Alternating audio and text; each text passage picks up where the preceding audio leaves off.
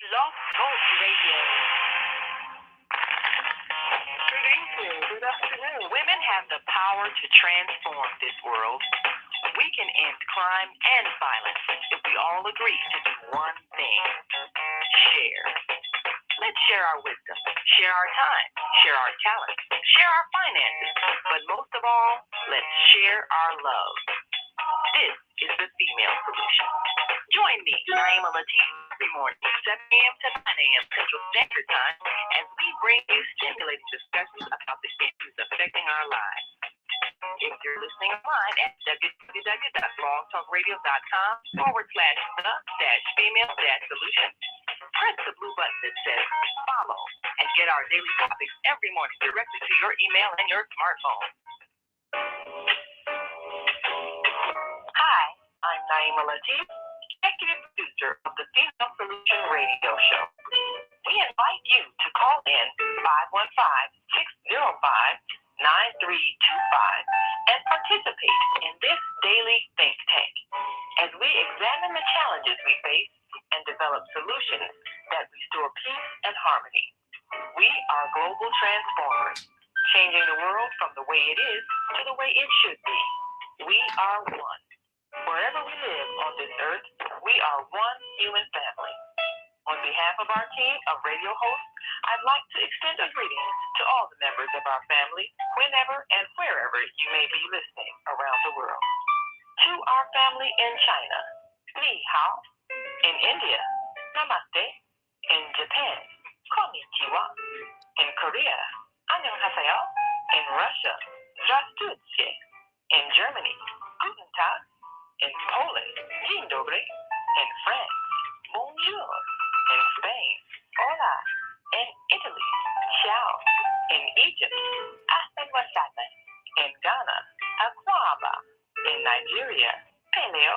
In South Africa, Sawubona. In Senegal, Nangadef. In Kenya, Jambo. In Israel, Shalom. In Pakistan, Afghanistan, and Saudi Arabia, Assalamu alaikum. Greetings, and may peace be upon you all.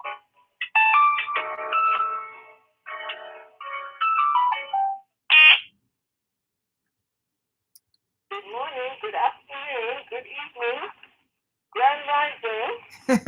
Yes, Grand Rising. This is show with me, Zhana, on the Female Solution Worldwide Radio and TV Network. Author of Success Strategies for Black People, and I host the annual Blogging Carnival for Nonviolence.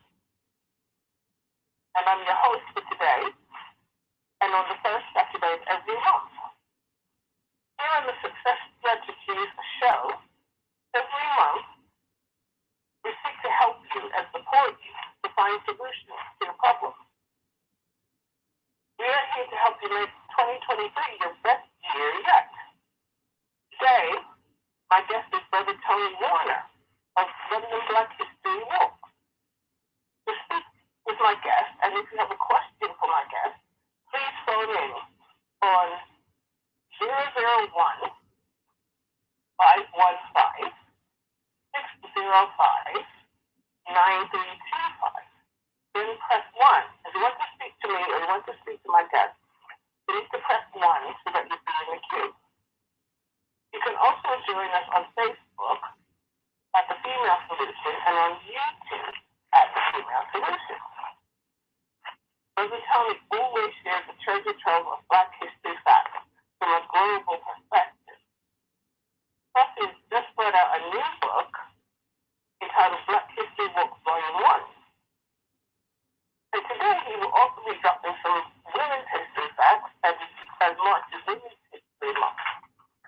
So, welcome, Brother Tony. I didn't know if that's you on the line. But if that's you, just press 1 and you'll be in the queue. Welcome, welcome, welcome. 1, 2, 3, 1, 2, 3. Can you hear me? Yes, I can hear you. Oh, super, great, fantastic. Right here welcome. online. So nice to hear your voice. Yeah, yours too. It's good to be here. I'll get to be on the phone in a minute. So welcome. So I'm just going to give us a little bit of information. Oh no, we're ready to ask questions now. So I hope you're ready. I'm sure you are ready with your answers because you always are. I understand you started your walk in 2007. So why did you decide to start Black History Walks in 2007? Alright, so I'd done a whole bunch of the typical London tourist walks, like the Jack the Ripper walk, Charles Dickens walk, Underground walk, the kind of Ghost London walk, and I noticed that there was never any reference, or hardly any reference to Black. What just happened? I think I pressed the wrong button. Sorry, we're back. Oh. Hello, you still with us? I'm still here, yeah? I was just answering that question. Should I start again? Yeah, so you said you went on loads of different types of walks, right? You went on a ghost walk. Yeah, you went on Jack the Ripper walk. I'm sure there must have Shakespeare walks and Tudor walks and all kinds of walks in London, yeah? I did a whole bunch of those typical walks, and there was hardly ever any mention of any kind of black people, African presence, Caribbean links at all. And I thought, there must be something there. There must be some sort of contribution or some sort of relevance. And after a period of me complaining about it, I thought, you know what, let me just do my own. And the first was back in 2007 in the St. Paul's Bank area. And from that time to now, we now have 15 different walks in North, East, South, and West. We have a Black History bus tour, a Black History river cruise. We do a whole bunch of films as well. And as you mentioned, I have a book out. And that's actually the second book, because the other book I've done is a GCSE book for kids at school who are between 6 to 18. And the book is based on the Notting Hill Walk. So for the first time ever, kids in school here are learning about Black British civil rights history at GCSE level because of our Notting Hill Walk. Yeah, fantastic. So I'm going to come back to that. So you're finding that there is a demand for Black History Walks public films? And if so, why? Well, I would say that there has been a demand for Black History Walks, thoughts, films, bus tours, river cruises, from the very start of me doing them. I mean, I think the very first one I did had like 2 people on it, right? But the feedback I got from them was so enthusiastic, so keen, so engaging, etc. So I thought, let me do some more. And like I say, we started when we have 15 different walks now and the bus stuff. And there is an interest. There's definitely interest, because otherwise, I suppose, nobody would come. And when I say interest, we've had groups of up to 200 people at the Imperial War Museum. So War Museum is not known for its, black attendance, but when we did stuff there, we'd have their main cinema, which is over 200 people, full on Sunday morning at 11 o'clock or so, which they'd never seen before.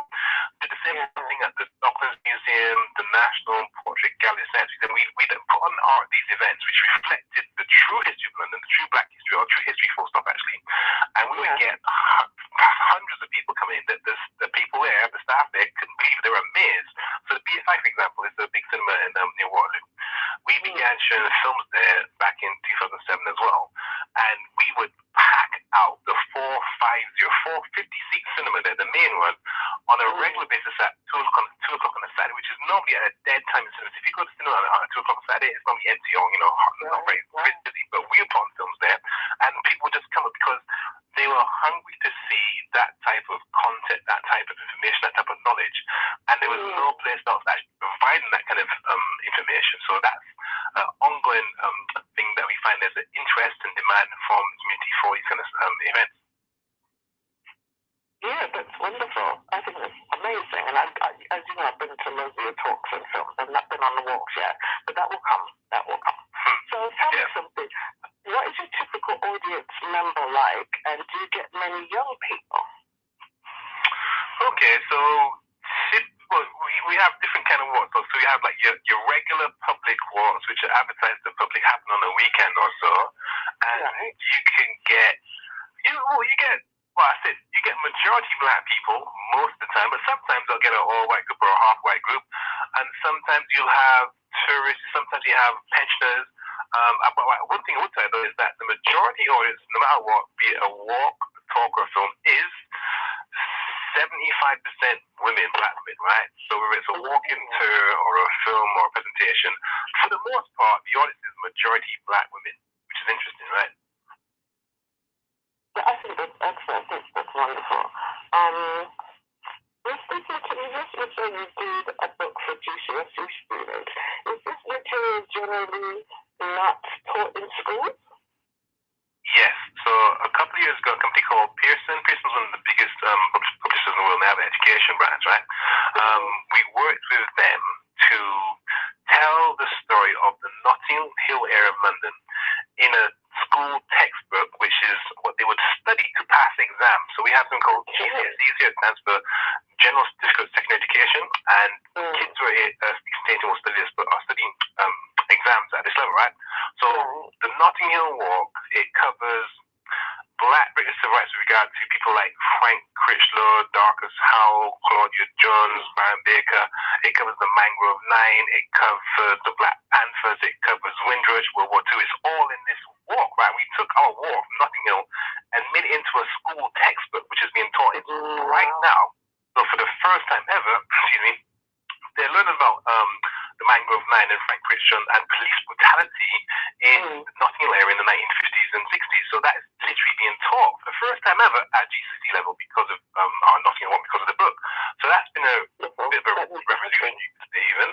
And the thing is that the book sold out its first print and it oversold the expectations that Pearson had for it. And the response from the kids and teachers in school is that it's great, it's interesting, it's relevant, it's topical, and they can actually get more from their kids. In fact, I went to one school, I had a talk in one school, and they told me that from the time they actually began to use that book, they had a 50% increase in sign-ups for doing that history.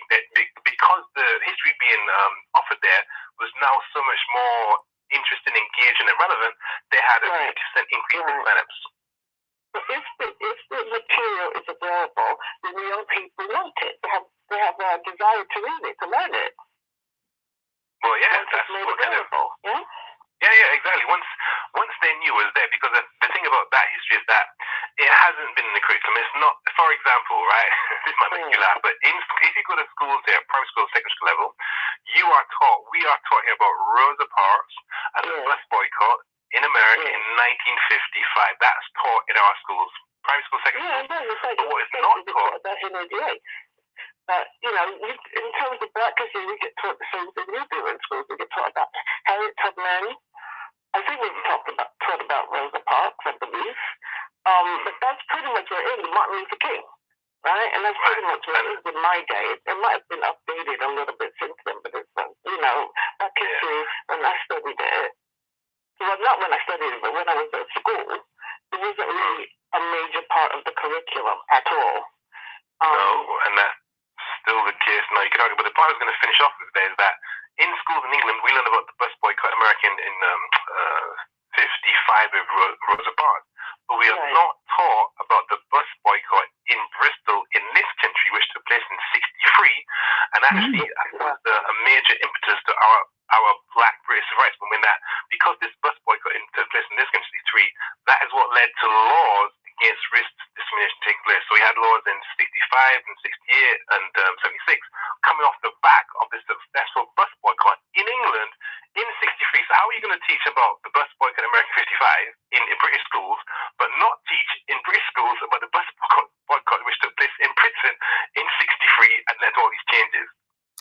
Well, yeah, but you see, I would have said that also needs to be taught in the States as well, because there are these very, very strong parallels between our experience in the States and our experience in Britain. And, as far as I'm concerned, we're all Africans, right? We're all Black people. So we need to be learning. We're going through some of the same struggles. Good afternoon, Zhana. Just a few of the comments. I found the comments in your book at the beginning really interesting. So I'm just going to read a few of the shorter ones because we've got lots of comments, which is lovely. So one person, a university student, said, I'm just about to go to university, and in this 2-hour walk in Trafalgar Square, I've learned more about my history than in 14 years of school. The only thing I was told about Black people is that they were slaves and they came from Africa. Then a 14-year-old girl says, we were taught that Britain civilized Africa, and the only reason there was a slave trade was because Blacks were selling each other. Wow. An 18-year-old Black college student and a 30-year-old white primary school teacher said, I never knew Egypt was in Africa. Which, if you remember, that's what Gil Scott-Heron said. Egypt used to be in Africa, now it's in the Middle East. The 35-year-old Black man said, we should be grateful, really. I mean, if it wasn't for slavery, where would we be? Well, my answer to that was we would be in Africa, but,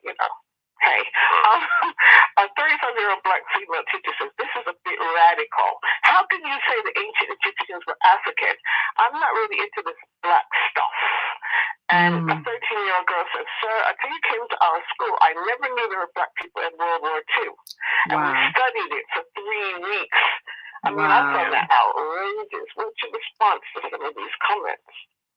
My response when I heard them was I was incredulous. I couldn't believe it. I was taken aback. I was amazed. And again, to go back to your point about the parallels, I mean, the biggest chapter in my book is titled African American versus UK Civil Rights. And what I do in that chapter... we're going to come back to that. That's okay. Oh, okay. Okay, fine. To go back to the question you asked, the reaction I had was, and I can believe it, which is why I actually remembered them because that one with the school teacher who said she didn't realize that Egypt was in Africa. That was a primary school in South London where the majority of the kids there were black kids. And what happened is I did that presentation in the assembly, right? And then I had a break, so they took me to the staff room, and I'm in the staff room, which is a all-white staff room, by the way. And this one teacher said, "Oh, I didn't know Egypt was in Africa," right? And the thing is, when she said it, right, her other teachers just gave her such a dirty look. She would have dropped it. So she carried on with this. She had no idea. And I'm thinking, wow, you're a teacher teaching kids there, and you have to go through that. I mean, it's like, you just got to look at the map. But that was, like I say, I was in the school, so... But you have to think as well, who drew up the maps? Because, you can find Egypt in Africa in a map, but who drew up the maps? The maps are not necessarily all that accurate either, as you know. Indeed, depends on which one you use. If you use the Matthias projection, you find that they're proportionally right. To reduce our contribution as African people. To make our contribution appear smaller. But that, we could talk about that all day, but I do have some questions I want to ask you. How do you think we can encourage young people to engage with Black history? Well, one way, obviously, would be to give them the book, yeah? Well, I'll tell you what, one thing that we do, of many things, is we have something called movie breakdowns, whereby we look at a popular mainstream blockbuster film like, let's say, X-Men or The Avengers or The Black Panther or other films as well. And we will break that film down from a Black history perspective. So what it does is it brings in the audience of young people who are watching those films anyhow, and then it actually gives them the contextual African, Caribbean, Black history in those films, which kind of, it's like, I suppose, like being a little kid and you give them some medicine, the medicine might be bitter. Your mum or dad might kind of make you eat some honey or some sweets first, or put the medicine, right? It's like that. Because the kids are into movies and video games too, because we do it as well, right? We actually have a breakdown on a video game called Call of Duty. It's called the Black History in Call of Duty. We go through the entire franchise and explore or show all the Black history references in the video game or the movie, and we find that we get a lot of young people for that one because they're into that. So I suppose to answer your question briefly is you kind of, for young people, you meet them where they are. You try to find out what they're into already, and then you link it into Black history. Yeah, that makes a lot of sense. But like you just said, we need to reach people where they are. I taught in a Saturday school many years ago in the early 80s, and I was really shocked at some of the things the children were saying. But I was also really shocked at some of the things the parents were saying. Because one day, the children, I wasn't there at the time, but the children wrote a play. And the play was about a Black doctor. Remember, this is the early 80s, so it's still the height of apartheid in South Africa, right?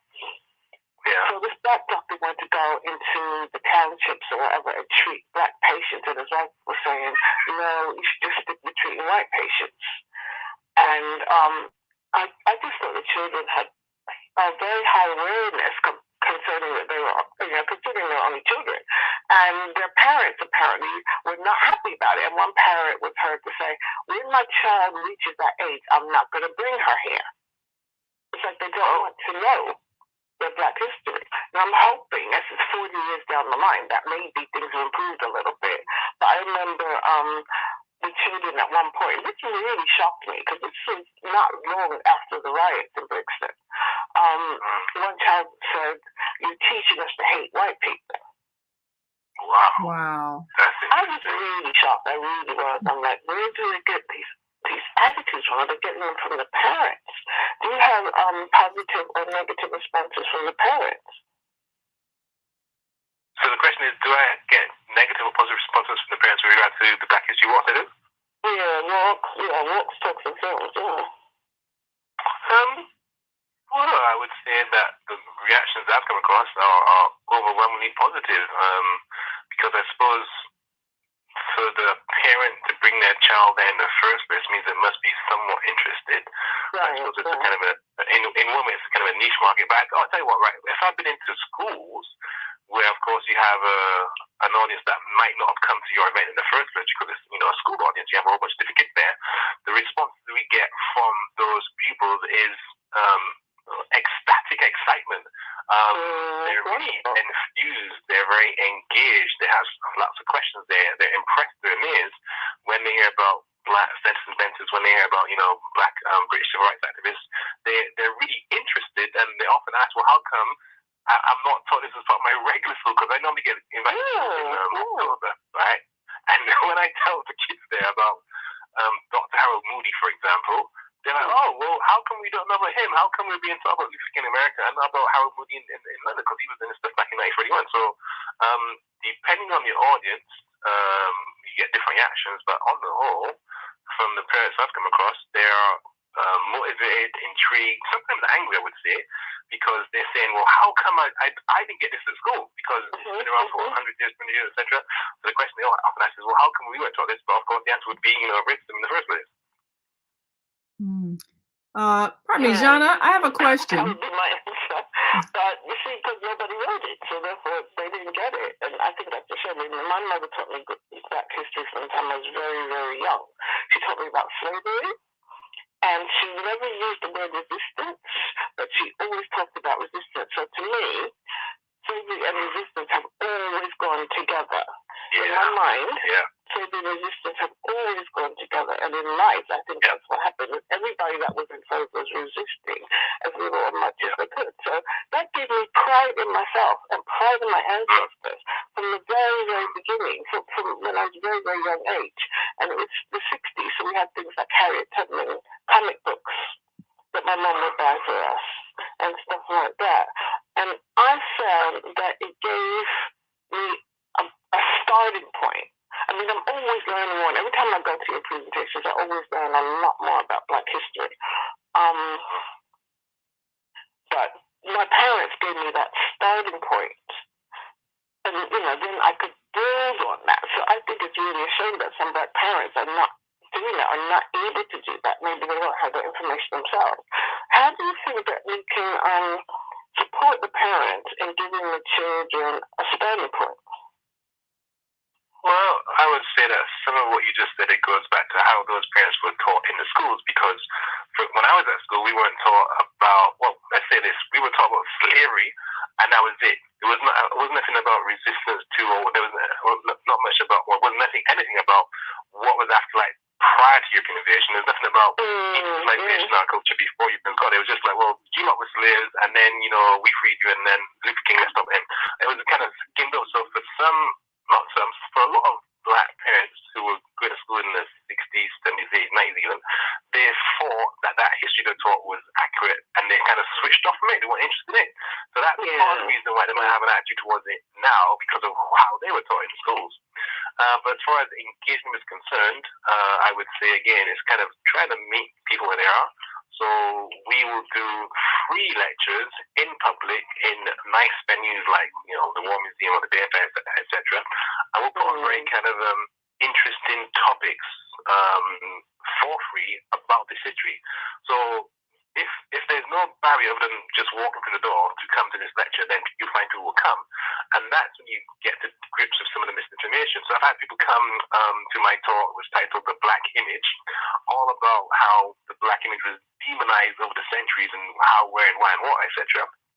And people come in there thinking, well, having one way of thinking, but once they've heard even half an hour, their minds are blown, they're really interested, and they can then understand how they've been manipulated by what they've been shown in media for the last 10, 20 years, and how they then affected their way of thinking. Yeah, because I remember one of the films, because you're also very involved with the African Odysseys and planning the African Odysseys film show. And I just want to say as well that although this is about London Black History Walks, your perspective is global. So you're giving us global Black history. I remember one time we saw a couple of films from Latin America, and there was a guy in the audience from Colombia, and he was very, very dark-skinned Black guy. And I had no idea that there were Black people in Colombia, because it wasn't the kind of person where you can look at and think, maybe he might have some African blood. Maybe he looks like he might have some African blood. Like he was obviously Black. And he said something like 90% of the people in Colombia look like him. You know, I've never seen a Black Colombian until that day. Wow. And so, you know, sometimes the discussions after the film are just as important.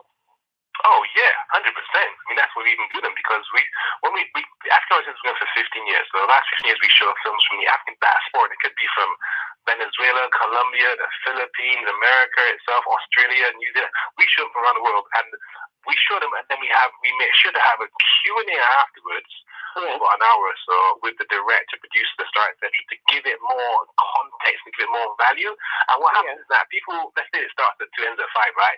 You'll find people in there at 7 o'clock, 8 o'clock discussing what they saw in the film and heard in the Q&A after, because it has such an impact on them. Exactly. Well, that's happened to me, and particularly when you were doing things like the Imperial War Museum, because my dad fought in the war, and you would talk about what Black people were doing and the fact that Black people won the Second World War. And I would go home and I'd phone him, because when he was alive, he lived in the States, and we'd have these discussions, and it was so rich. It was so rich to be able to tell him, you know, this is what I learned. And one of the things I learned was that, because we're part American Indian, one of the things I learned was that the same tactics that were used against American Indians were used against African people in Africa. You know, so we really talk about that, and that was really worth talking about. I've got a caller on the line. Let me just see who's on the line.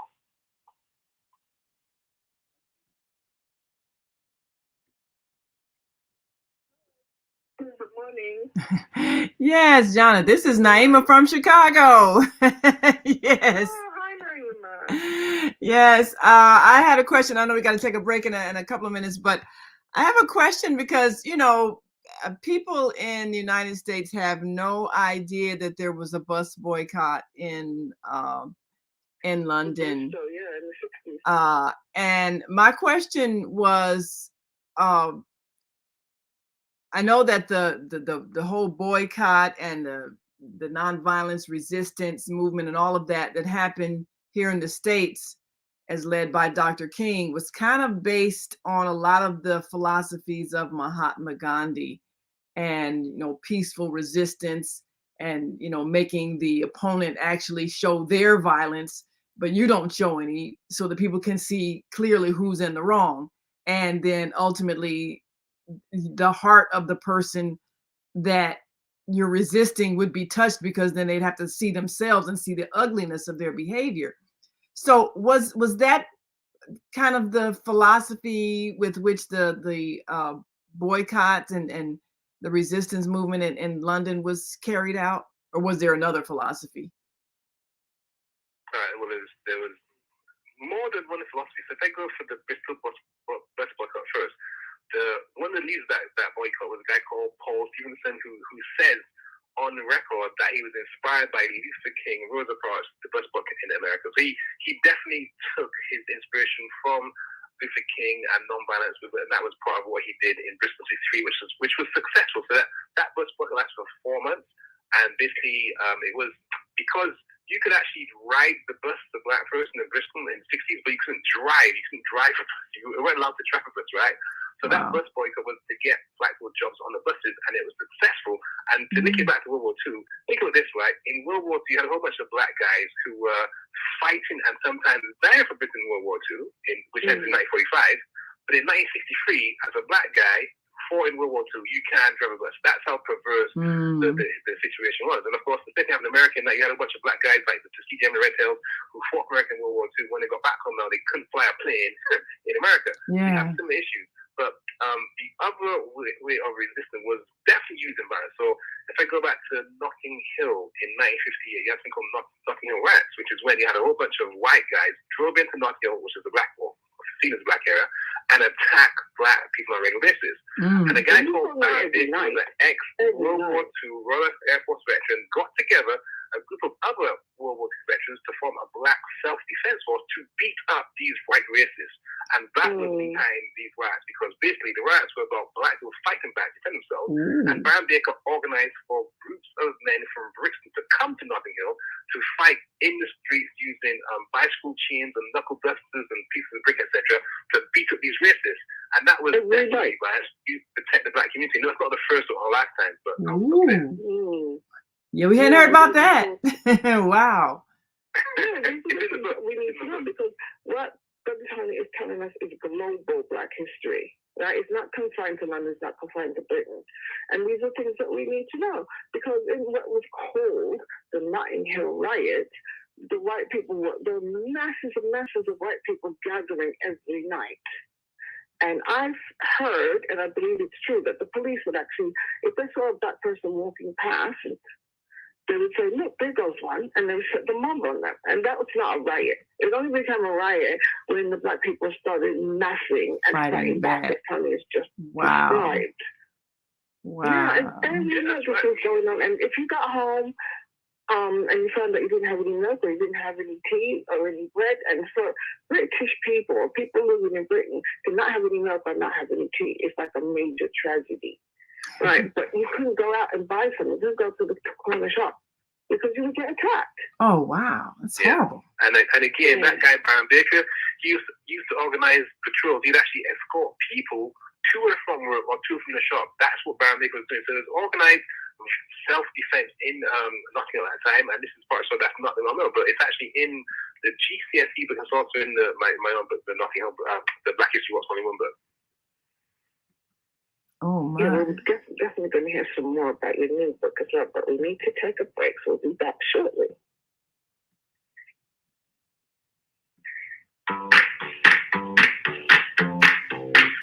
You are tuned in to the Soulful Chicago Book Fair 2020 Vision Fundraising Campaign.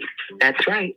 You can support the vision of reviving Black literary excellence in this city by simply taking your $20 or more and donating it on our website.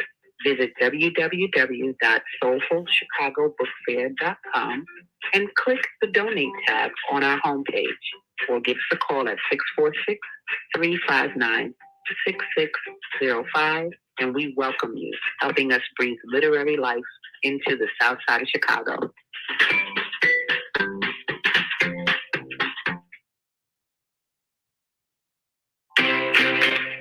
We all say we would like to be wealthy. But wealth isn't determined by how much money you have. Wealth is determined by your power to define what money is. The dictionary defines money as something used as a way to pay for goods and services and to pay people for their work.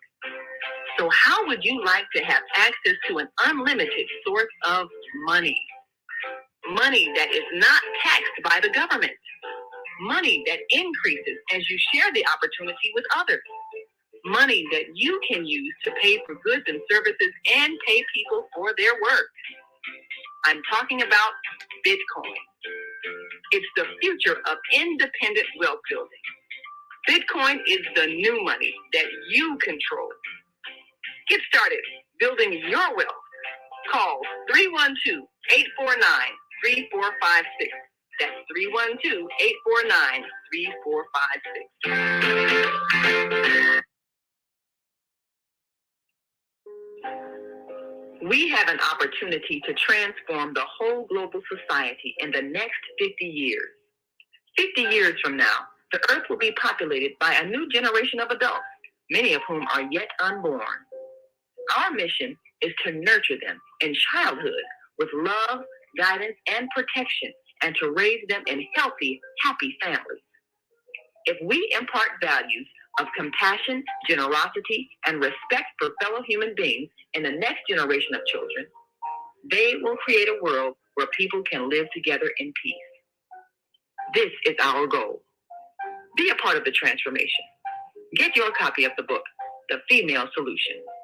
Go to www.naimalatif.com. That's www.naimalatif.com.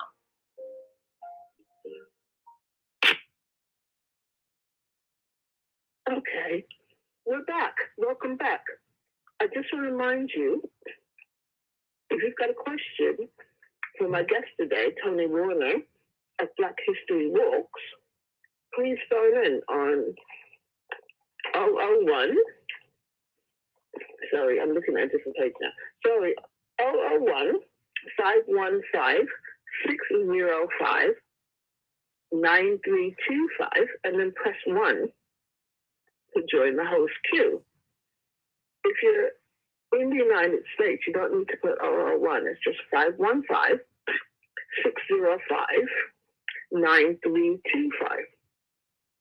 And a little later, Tony's going to be dropping some women's history facts as well, because it's Women's History Month this month. I'd like to talk a little bit about your book. Why did you decide to produce this book, Black History Walk Volume 1? Excuse me. Oh, and congratulations, by the way. Congratulations.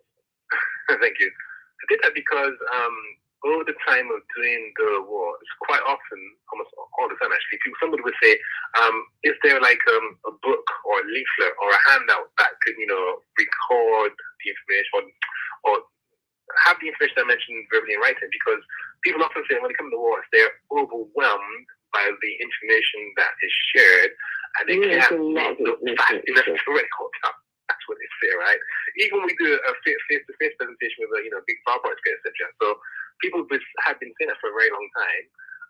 And then this black female-owned company called Jacaranda, they also said that to me. So I thought, right, if a black woman-owned company that publishes books is saying I should write a book, then maybe I should write a book. So then that's what's going to happen. And I should have to shout at Jacaranda, because Jacaranda is a award-winning black female publishing company that has published 20 black British authors in 1 year. So in 1 year, they published 20 black British authors, which all the big, massive billion-dollar companies had never, ever done. They did it back in 2020, and my book was on those books.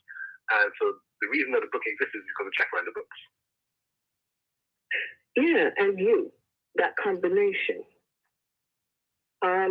Looking through the book, you've given us enormous amounts of Black history factual information, which you always do.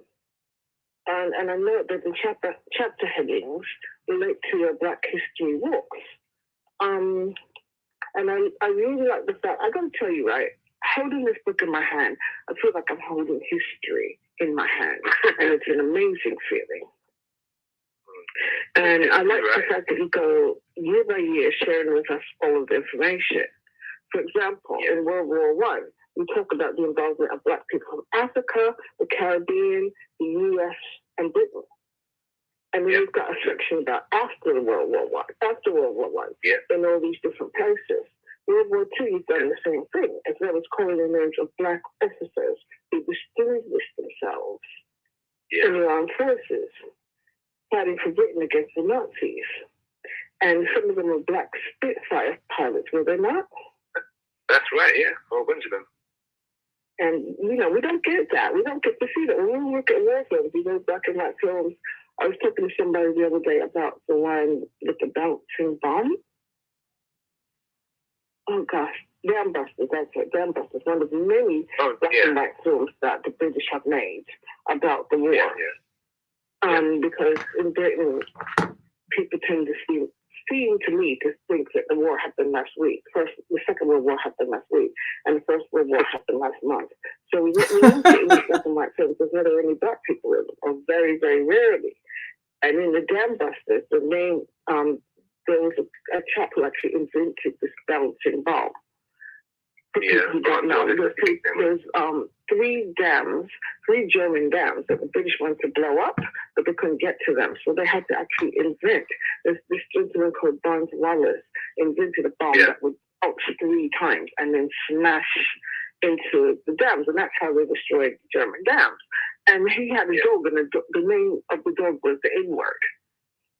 Wow. I think that was this guy Gibson. I think that there was a pilot who was in charge of an aircraft, and in the movie, his dog is called the N-word. I think Barnes wasn't the inventor, but the guy who had a dog called the N-word was a guy called Guy Gibson. I'm pretty sure it was that. But yeah, that's imagine that. That's, I don't think it was Barnes Wallace, but I don't really care. I care about the fact that it was N-word, you know. In the 70s, yeah. And they used better than that in the 1950s when they made that movie. Yeah, so when it came to Spitfire pilots, you had one of the most well-known Spitfire pilots, the guy who links into American history, getting that. There was a guy called E.R. Bradford. E.R. Bradford was from Guyana in the Caribbean. He flew Spitfires in World War II. War's over now. He has a master's degree in physics from Cambridge. So this brother cannot get the job as a lecturer or a science engineer. He can't get the job because of racism, right? So imagine this guy's a World War II hero, physics major, masters from Cambridge, can't get the job. So he ends up being a school teacher in a rough school in the East End with about 40 kids in his class. He keeps a diary of his life as a black teacher, because at this time there's hardly any black teachers, and he has a really hard time. And that book is then published under the name To Sir With Love by E.R. Bradford. Then made this kind of a blockbuster movie starring a guy called Sidney Poitier. Wow. And watched that movie. I heard a movie called Sir With Love by Sidney Poitier, or starring Sidney Poitier. It's basically the life story of that World War II Spitfire called E.R. Bradford. Wow, Zhana, can I ask a question again? Because you know that's a very, very, very popular movie here in America. And of course, the actor who portrayed him is Sidney Poitier, stellar reputation. Yeah. So, can you give us the name again of the actual person that he is portraying in that story, To Sir With Love? Yeah, the author is called E.R. Bradford. Bradford is B-R-A-T-H-W-A-I-T-E. E.R. Bradford.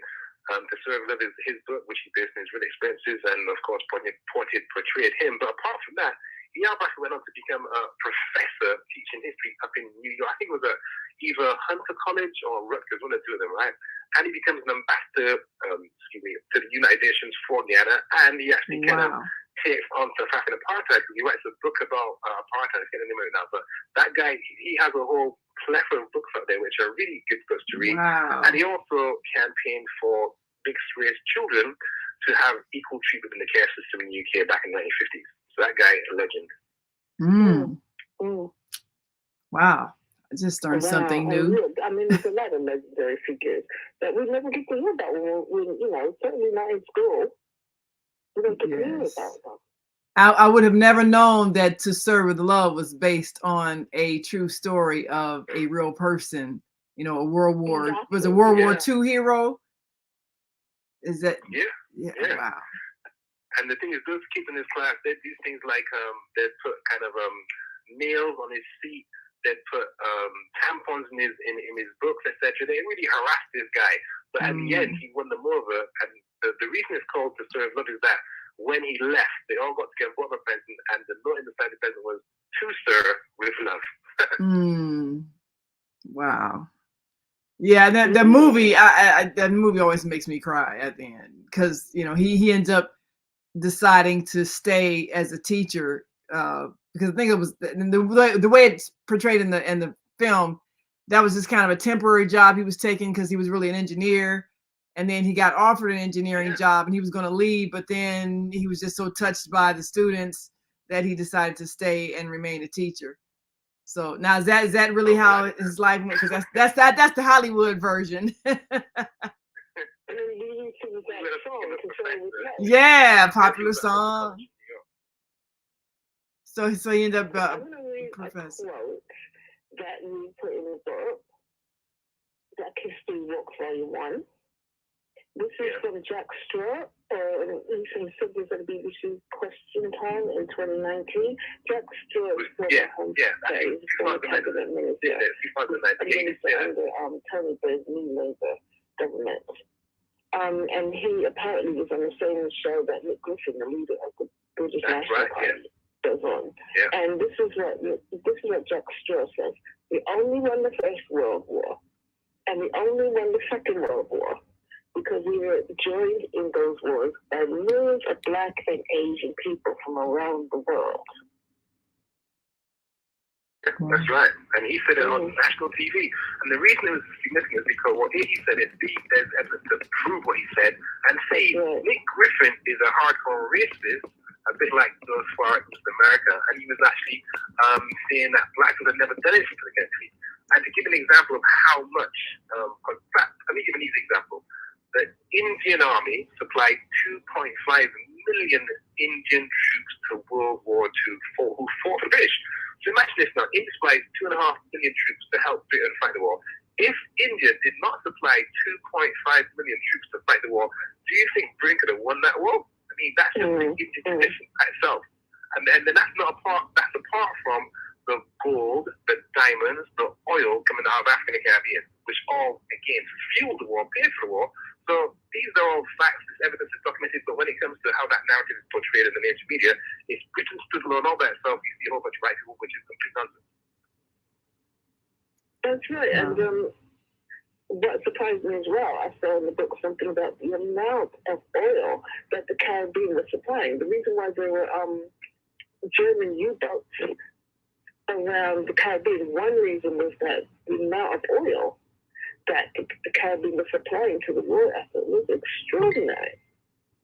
Yeah, we were getting oil from Trinidad and islands called Aruba, Bonaire, Curacao, supplied oil that you get from Venezuela. So the oil convoys coming out of Trinidad going to supply the war effort in Europe, right?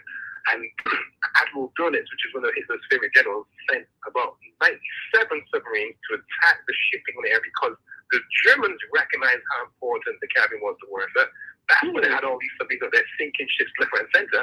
And I mean, I think there's about 17 submarines still not buried, sunk in the Caribbean to this day because the Caribbean theater was a major part of World War II.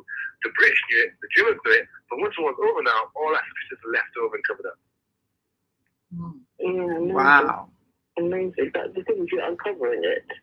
And, that's what I want to stick with at the moment because, yes, our history has been lied about, it's been marginalized, and it's been covered up.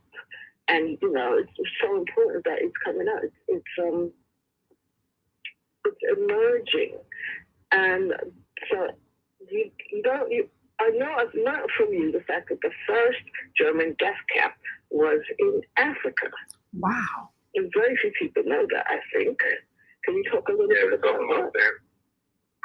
Yeah, we're talking about the Herero genocide, also known as the Namibian genocide, which took place in what was then called German Southwest Africa in 1906 to 1909, I think it was. And basically, because the Germans had a colony in Africa, they want to have the land themselves, they want to get rid of the African people. So one way to do it was to kill them, just with machine guns, etc. The other way was to kind of drive them off the land and poison the water supply. And another form of killing them was to round them up, put them onto trains, move them from Namibia, get them off those trains, put them in these camps where they were worked all day long for no money, slave labor in effect, and also the victims of medical experiments. So this is all documented as a book by David Osoga, I think it's called Kinds of the Black Holocaust. There's a BBC documentary on it. But if you just put into Google the Namibian genocide, it will come up. But the Germans organized the mass transportation of human beings using railways in German Southwest Africa in the early 1900s. And of course, that was repeated in World War II between 1943 and 1945. But the fact that it was first practiced or rehearsed in Africa is hardly ever mentioned, despite the fact that some of the same people involved in that genocide in Namibia were also involved in genocide in World War II. So I'll give you a name. Name is Eugen Fischer. So Eugen Fischer was he was a doctor, but a perverted doctor. He was doing medical experiments on black people in Africa. He wrote books and notes on what his experiments were. And in that book, Mein Kampf by Adolf Hitler references Eugen Fischer. And Eugen Fischer had students, people like Joseph Mengele, who's known as the Angel of Death, who was doing medical experiments on Jewish people in the World War II concentration camps. So there's direct links between what happened in World War II to Jewish people, what happened in Africa to African people, what happened about 23 years beforehand. But that connection is hardly ever made. Yeah, we talked about that. at all. That was the very first.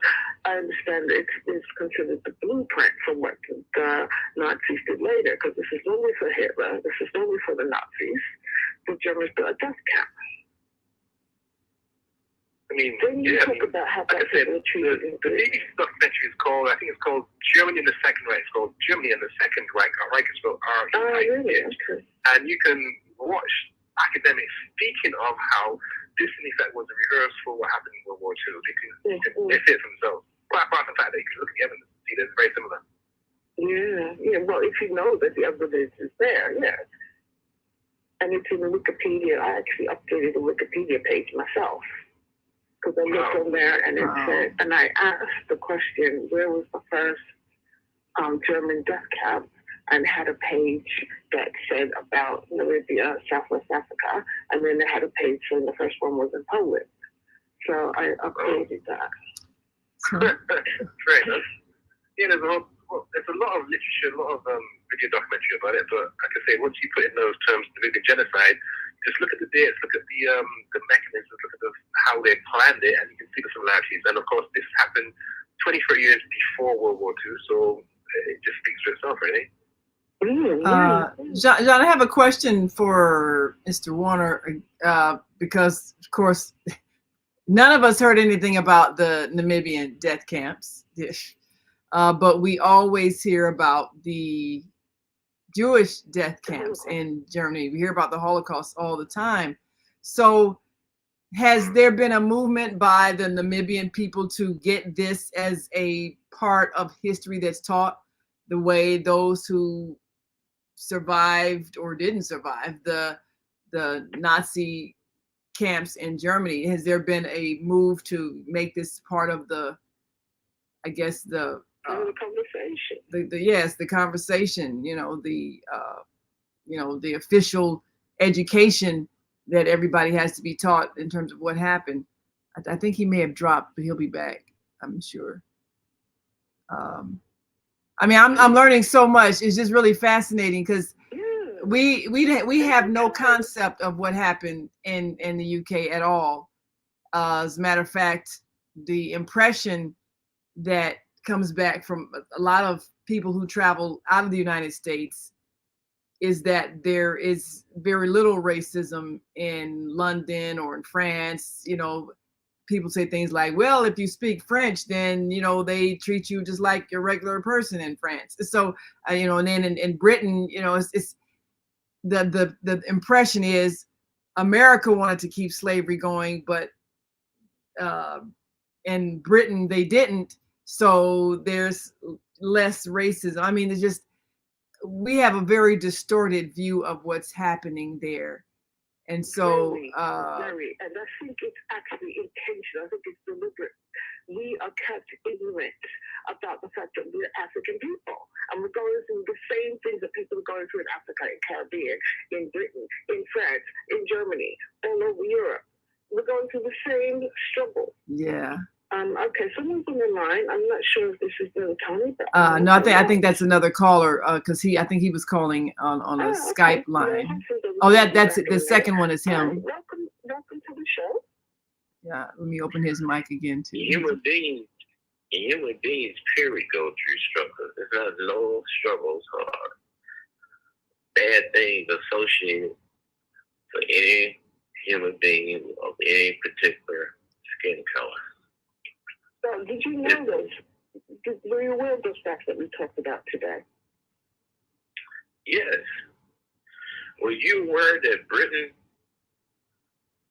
spent from 1808 to beyond 1928 trying to stop indigenous slavery in Ghana? Really? That was over 100 years. Okay, well, I mean, that's very impressive, but I also know that one of the things that the British did was they would interrupt the slave ships who were bringing African people to the Americas. But what they did was they said to the men that were on the ships, you have to join the British Navy, and you have to stay in the Navy for life. So although they are pictured as stopping slavery and combating slavery, and they did to a certain extent, they were also enslaving people in a different way sometimes. You know, Nigerians was transporting commodities from Nigeria to as far west, far north, that is, as Senegal, by way of dugout canoe. Really? Nigeria didn't have no means of ship production that would navigate the sea. So when they saw a Portuguese ship, a light bulb came on in their head and said, we can, I guess I don't know what the terminology would have been for rent, a lease, but they rented out the Portuguese ships because they were humongous ships that could carry more commodities on their travels along the coastline from Nigeria to Senegal, which includes human beings. I mean, that's the way it is. Nobody talks about how Putin worked on the ground with Namibia to help Namibian fighters to fend themselves off from apartheid. And you have pictures of Putin on the ground with Namibian soldiers. Okay.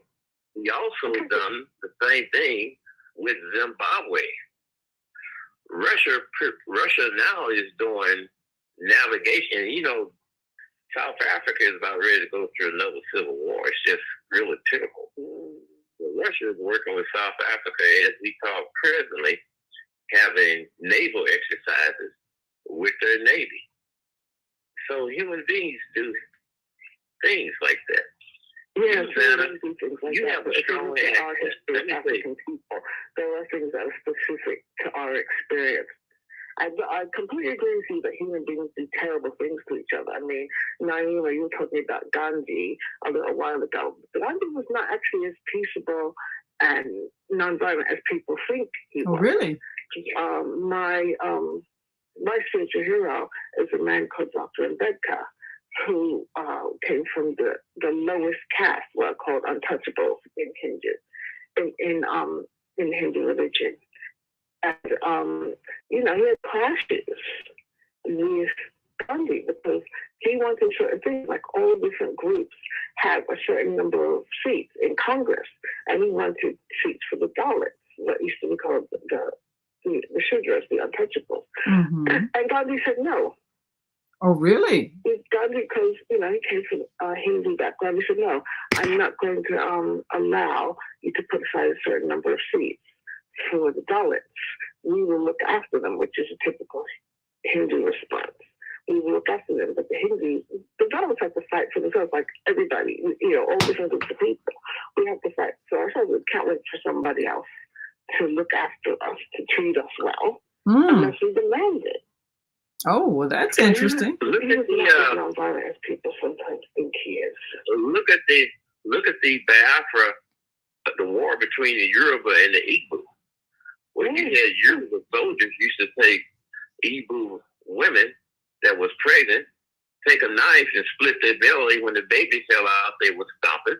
That's horrible. They would take children and throw them up in the air, and they would come back down and be impaled on spears. Look at Shaka Zulu. Yeah. Shaka Zulu chief told him, go next door to the adjacent tribe and steal the cattle. You need cattle. He went next door to the adjacent tribe. Not only did he steal cattle, they burned huts, killed men, women, and children. That's what happens in war. It doesn't matter who's conducting the war. It's terrible. They weren't at war. They were stealing cattle. It wasn't a war. So you're saying this is just an act of aggression, basically. And Pianki, for those who don't know, Pianki is from here in St. Louis or elsewhere, depending on where you're traveling. But I'm down in the beautiful South right now. Oh, you're in the South now. Okay. So you're saying that what we saw, and I don't know if our guest Tony saw the movie Shaka Zulu, because I tried to see how accurate that was when it came to the history of that place. Because anytime they make a movie, you want to see, okay, is it true to fact? Is it fictional? And are you saying that what we saw in terms of the extremes of brutality, impaling people, and all of that, and people fleeing Shaka, you know, and it sometimes preferring the slave catchers. I don't know if that's, I don't know how true to life that was, because I'm sure, you know, people who wrote the story, they have an agenda. But are you saying that the level of brutality inflicted by the South Africans on South Africans is more true to historically correct? All the story is never completely told, and it depends on who's trying to get a point across. Because you got white tribes, not white tribes, but white societies, the French, they wasn't called French at that time, against during the time of Oliver Cromwell. They used to treat those people terrible. Even in the First World War, the German troops used to nail Russian women up to the side of a barn, like they're being crucified, and rape them. Was nailed there. That's pretty horrifying. And you know another thing, Zhana, you yourself, Zhana, there's a school in St. Louis, right outside St. Louis, on Lucas and Hunt and St. Charles Rock Road. It's called Normandy School District. There was an African teacher named Mr. Graham, and he had a deep accent the way you do, Zhana. And the parents told me, Zhana. You know what it is. But Zhana, the parents said, these are black parents of black school district. We don't want our children in his room because he's got a deep accident. And our children aren't after. Now, you can ask C.D. Elamine, he would vouch that for me, because that's what happened. I mean, that's what people are. I believe you, because black people do terrible things to each other sometimes. But if you look at the way black soldiers from the Caribbean were treated, they were to sign up. I'm talking about the First World War at the moment. They were to sign up to help their mother country because they saw Britain as their mother country. And the way they were treated was appalling. By their own British people who they looked up to. Like they looked up to the king, they looked up to the British, they saw Britain as their mother country, and the way that they were treated by the British was just really, really horrible. Yeah, look at George S. Patton. He was one of my favorite heroes. He treated black soldiers exemplary, especially the ones of the 161st Tank Group. Okay. I think I might have vaguely heard about this. I'm not really there that there was even a black tank group. But you see, this is what I find with black history. There's always more to learn. Absolutely. Yeah, it is. A lot of things. Anyway, I'm gonna we gotta take another break. We'll be back in a couple of minutes. Yeah. I'm hoping that our guest is back. My guest. Yeah, Tony's back. And I got a question for him when we get back from the break. Right. What happens when a group of people are kidnapped from their homes, smuggled away in chains, and held captive in a foreign land where they are tortured, raped, and forced to perform hard labor by the lash of a whip and under the constant threat of death? Slavery, the African American psychic trauma. What happened to the doctors, writers, scientists, builders, educators, and spiritual leaders from Africa's golden age? Who did they really capture and sell into slavery? Are all African Americans suffering from psychic trauma because of a conspiracy to hide their true identities? Do you have psychic trauma? Take the test on page 22 of the book and see. Order it online today at www.naimalatif.com. That's www.naimalatif.com. And get your personally autographed copy of the book, Slavery, the African American Psychic Trauma.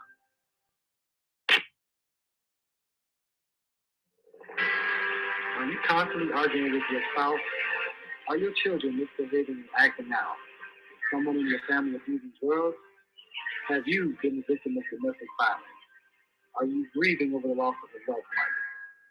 Let us help you restore serenity to your life. At Serenity Family Social Services, we understand that good mental health is a result of emotional well-being.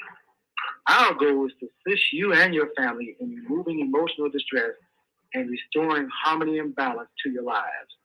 We offer individual, couples, and family counseling. I'm Howard Williams, CEO of Serenity Family Social Services. Call us today at 312-315-4820. That's 312-315-4820.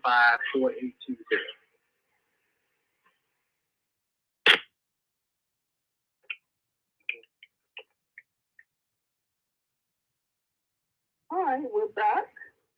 We success strategies with Zhana, and we're talking with Tony Warner of London Black History Walk.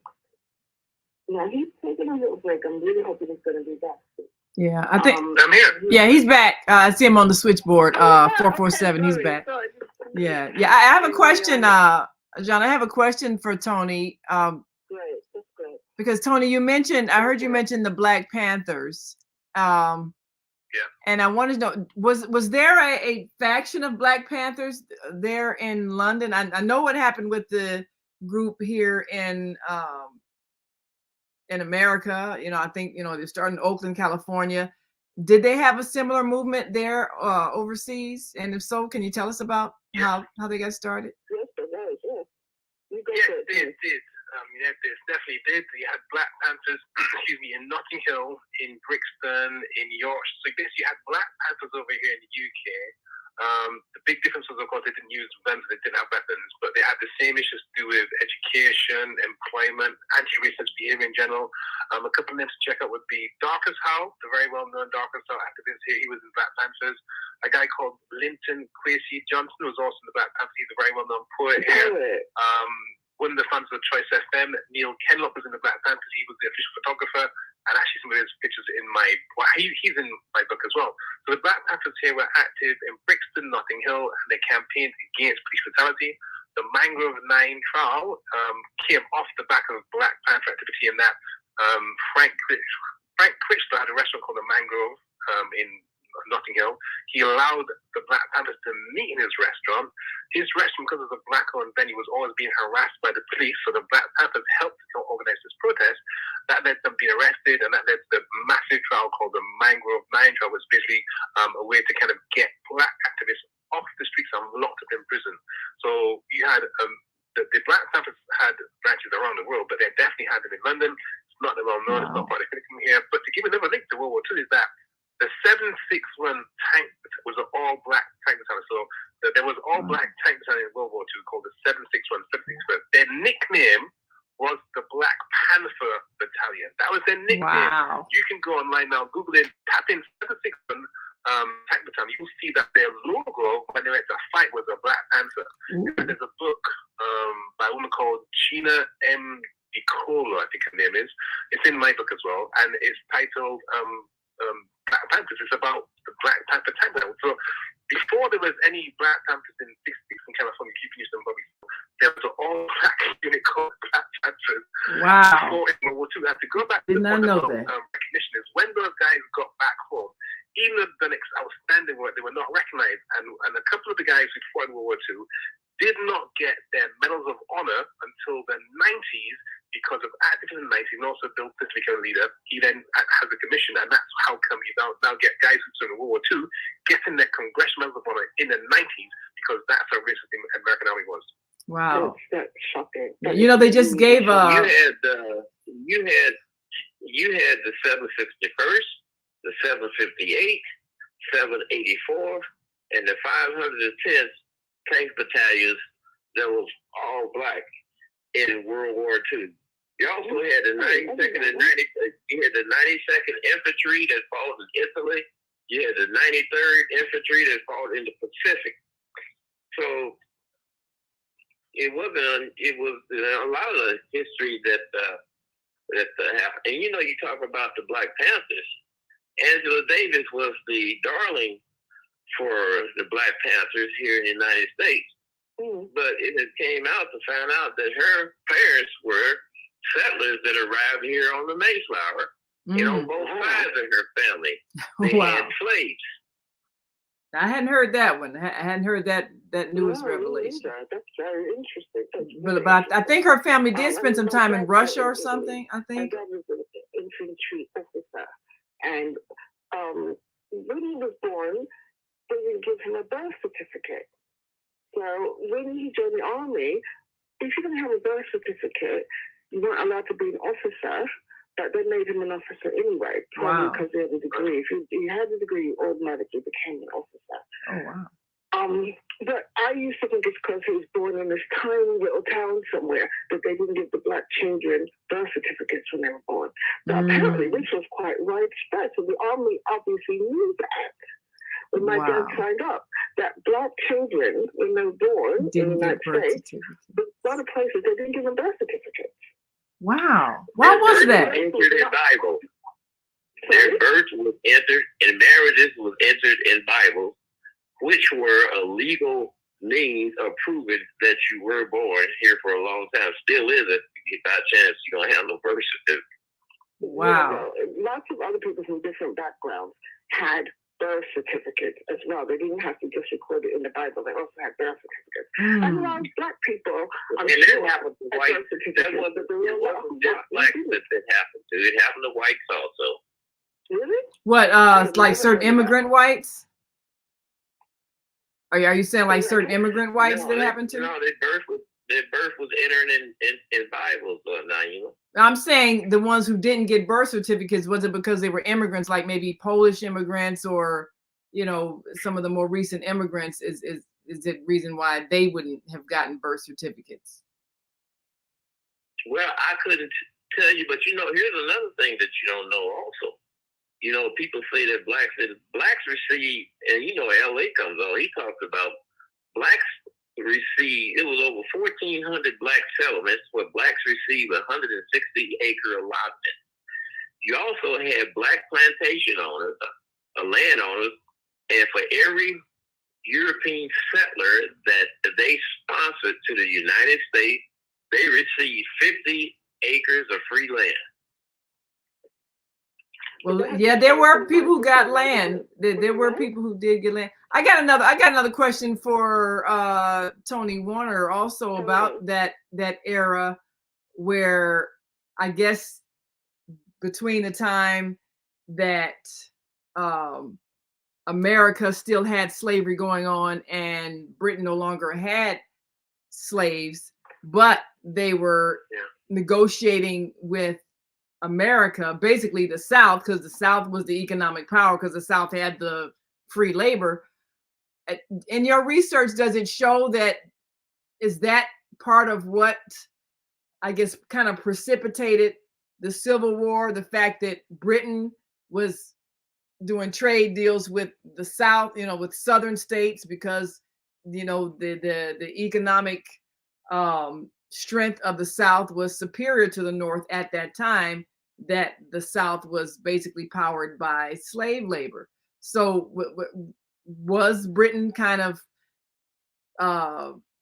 dealing with America or dealing with the southern states as if they were a separate nation than the northern states? According to your research, what have you found?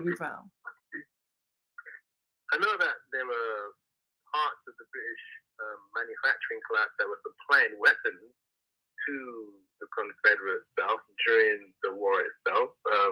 But in Scotland, they were making these paddleboat steamers, and they sent them across to America, and they'd then be used in warfare there. So there were lots of businesses that are making money from, like for example, we have a place called Lancashire, the cotton mills. So those cotton mills, all the cotton came from where my ancestors were picking cotton, which was in the southern United States. Wow. Yeah, so there's lots of economic ties between the UK and America. Don't forget about that. There was a time when the South believed that Britain was going to come into the war on the side of the South, you know, because of the American Civil War. There was a time when it was believed that Britain was going to come into the war on the side of the South. And if they'd done that, the South would have won, in my opinion. Oh, for sure. And the main topic, some people say the only reason for the war was to do with slavery. So the southern states were fighting to retain slavery, and the northern states were fighting to abolish slavery. What wasn't slavery of an economic benefit to the British at the time because of the economic ties? I mean, even though they outlawed the institution in Britain, they were benefiting from it financially from America. Isn't that what was happening? Exactly. They were like crowds, yes. But you know, Russia Russia provided a blockade of British ships. Russia assisted the North during the Civil War by blockading British ships from coming up the southern eastern coast. Just a lot of things. There's so much about these events that go on in history that's not told. People only tell things from one side in order to get their own selfish agenda satisfied. The Civil War. This is why we need to Sherman that's my opinion, because there's so many things that we've never been told. So many things have been lied about, covered up, or marginalized. So coming back to the book, because I've got a few more questions, Tony. You talk about how Black people were treated in Britain following the war. You talk about Stephen Lawrence, Joy Gardner, representatives of Black people's experience of policing in London and Britain. We've talked about Joy Gardner on this show previously, and Ken Farrell, who directed the documentary Injustice, has been my guest on this show. In the book, we also talk about Cherry Gross, Cynthia Jarrett, and Breonna Taylor, to name three more. Why do you think it's important to note this factual information? Why do we need to know these things? Right, so in the UK, we hear a lot more about American deaths, Black deaths in police custody, than about deaths in custody in this country. So the average UK person is going to know about what's the guy's name now? George Floyd. George Floyd is the most recent. Yeah. Before him, there was a guy, Mike Brown. There was Mike Brown. There was Trayvon Martin. There was so many. I can't remember number of names. There's so many. What I found is that when I'm doing the work, people know more about the American situation with regard to death in custody than they know about in the UK, where you have some issue in that you have young Black men or sometimes young Black women going to police custody healthy and fit, and then they're dead for some reason or the other. So there's a major issue to do with death in custody here. And again, the fight is for equal justice, because what you find is that your loved one dies in police custody and you don't get the body given back to you, you don't get a report, you don't get any justice at all. And they try to demonize the person that died. Smiley culture. Very well known. He used to be a pop star. That's right. And the policeman seen one day, he went to make a cup of tea, next thing you know, he's dead. What? It's serious. Yeah, this is what, about 10, 15 years ago? Not that long ago. Yeah, recently, it's like, let's say 10, 15 years ago. And that's another case. And of course, one of the most recent ones was a guy called Chris Cabba. And he was shot dead by police in South London. And initially they said there was a car chase and he ran away, etc. And then when you find out a bit more, there was no car chase. And they can't explain how come he was shot. So we have a major issue like that. The guy's dead. I mean, it's just so awful. The lies that we remember that chap from Brazil. He was in Stockwell Station. And yes, all of a I do sudden, remember. police was turned up and he was shot 5 times in the chest. He was sitting on the train, minding his own business. Remember this? I do. The name escapes me, but I know you're talking about. Yeah, me too, unfortunately. I'm getting older and sometimes I have this problem. But they said that he was acting suspiciously. They said he jumped over the turnstile. It was all lies. I remember hearing that story. He was on the train minding his own business and they shot him 5 times in the chest. Yeah, I remember hearing that news story. And we didn't get a lot of details about that. You got people in New York just pushing people onto the tracks when the train comes. Yeah, I've heard that's happening too. So why do we need to know this information, Tony? Why do you think one reason I think it's important to know is to see the connections and the links and the similarities. Because you find that you have the same sort of issues. You have the death in custody, be it America or the UK, and then you have the cover-up of death in custody. Then you have the fact they don't want to release the video cameras, video footage, etc. Then you have the fact that the person who's been killed is now demonized by the police with secret leaked information, etc. There's all these similarities, and I find that it helps to know that that these things are happening, and it's not just over here. You can find the same sort of situation in Brazil, another part of the world. You can find the same thing in Australia. What's being done to Aboriginals in Australia, same thing. Yeah, so that links into global white supremacy or international racism. And the same that these things can happen, they can be fought against using similar methods. There's something that's worked in the UK, it might also work in America or vice versa, and that's where it's important to know how these systems operate and how you can then fight back against the systems. And the guy who died in Brazil was called John Charles de Menezes. That's his name. His name John Charles de Menezes, and I forget the actual year. Yeah, that was his name, John Charles de Menezes. Well, I heard you mention Mike Brown earlier. Mike Brown's killing was justified. I know that was very, very well. I don't know how you could say that.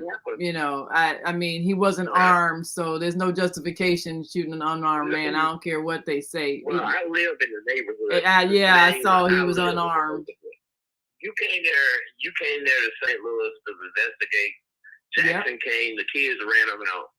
The young man was wrong in what he was doing. We were there. We talked. Yeah, you're right. You're right. We investigated. That means we talked to witnesses, and no, he was not. It was not justified. He was murdered. You know, I mean, I don't care if he was big and he intimidated white people. He tried to take the policeman's gun from the passenger side, and the gun went off.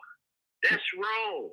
The gun can't go off and shoot him in the head. I mean, that's not logistically possible. But that was after when he done that, then he started leaving. Well, once you try to take a police officer's gun, the police had no business bothering him. You know, but I don't want to get off the subject. I don't want to get off the subject though, because I know this could get heated. But you know.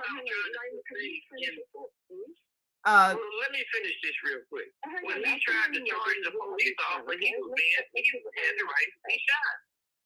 Well, Bianchi, you have your opinion, and I don't agree with it. It's not an opinion. It's a fact. I know the family. I know his mama, Leslie LaFadden. His father lived down the street from us. There is still behavior that should not be allowed by police officers, even if you know all of his ancestors. The police had no business bothering him, and sometimes that's really the problem. Bother him when he commit a crime. You have enough shooting and killing up in Chicago to write 2 or 3 dictionaries. That doesn't make it okay, though. That does not make it okay. A crime committed by a police officer is still a crime. And even if they have a gun and a badge and uniform, murder is still murder. Hey, can you just let us finish, please? Yeah, go ahead. No, I'm getting off here. I get tired of people trying to cover up and make it seem like it's always white folks' stories. What you both have to say. It's terrible.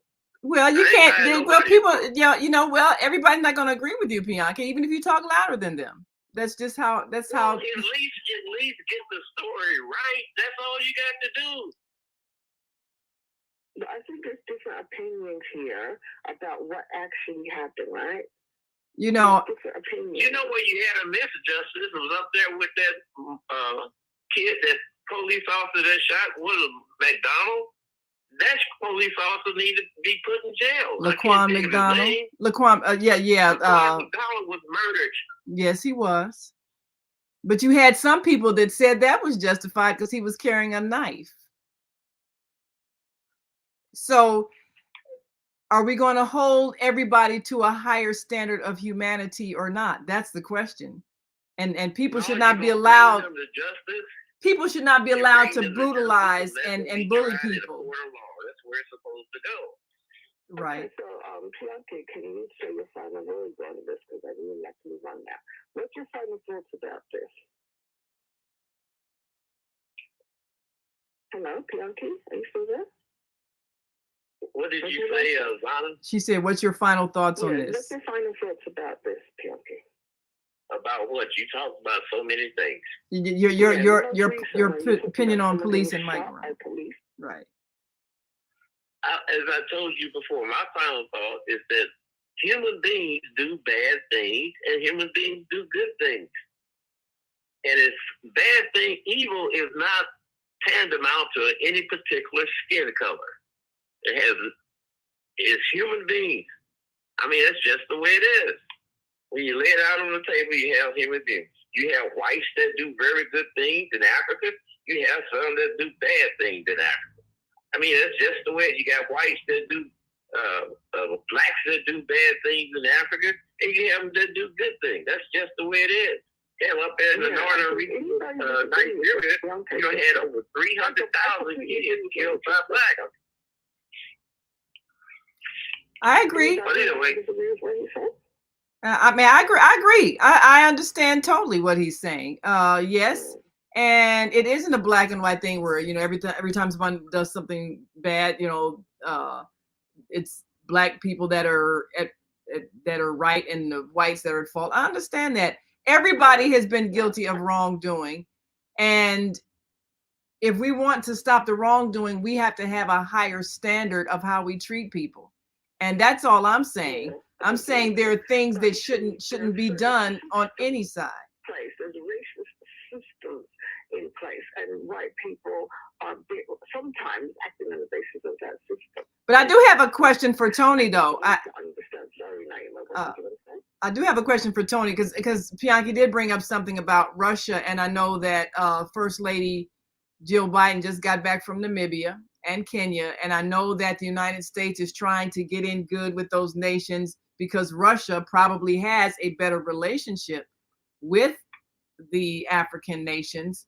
And I know even when Paul Robeson went overseas to Russia and was treated well, is it possible that there is a different mindset in Eastern Europeans than in Western Europeans?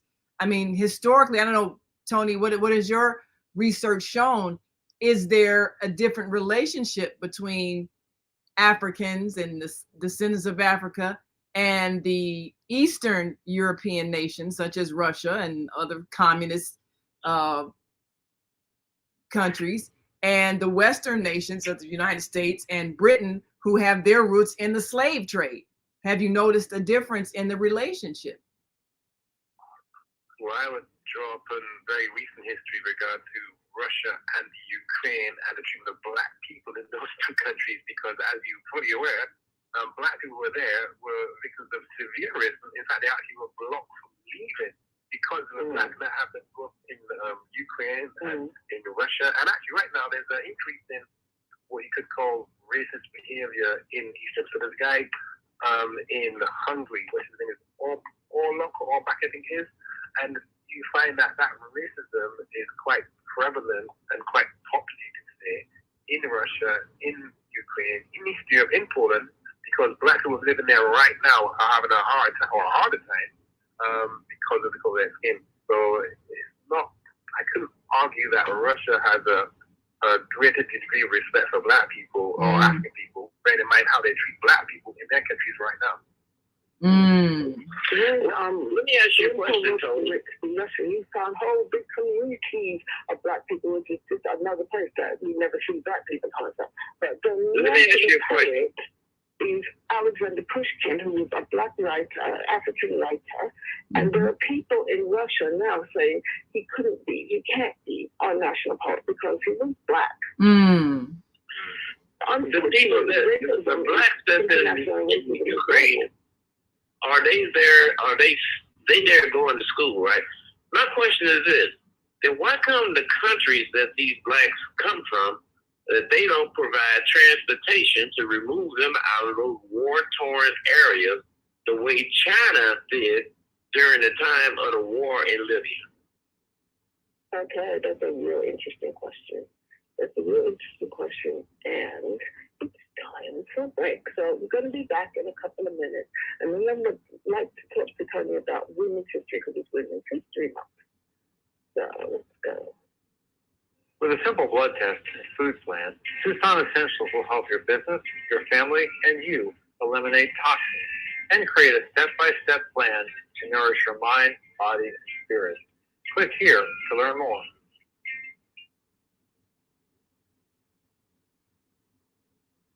Are you constantly arguing with your spouse?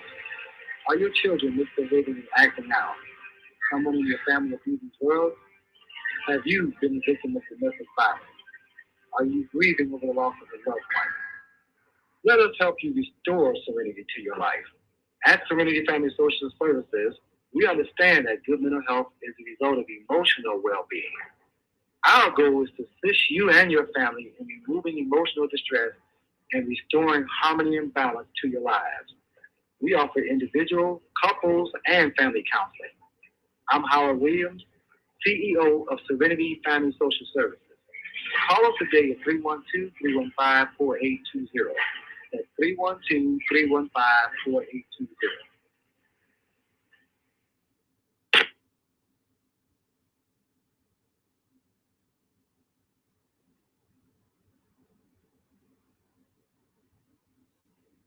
This does not seem to be playing. So, welcome back. Which one were you trying to hit? Hear you speak a little bit about women's history, Cody, because I'm sorry.